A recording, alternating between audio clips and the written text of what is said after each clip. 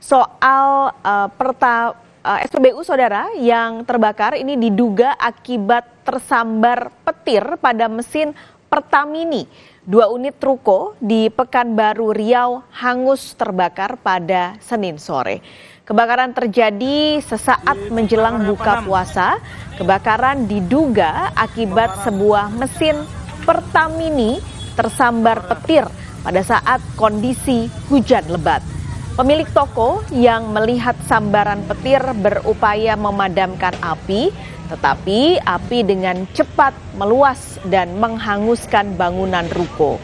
Pemilik toko sempat mengalami luka bakar pada bagian tangan saat berupaya menyelamatkan harta bendanya. Sebanyak 5 unit mobil pemadam dikerahkan ke lokasi. Setelah sekitar 1 jam, api akhirnya dapat dipadamkan. Di Cipta Karya Panam.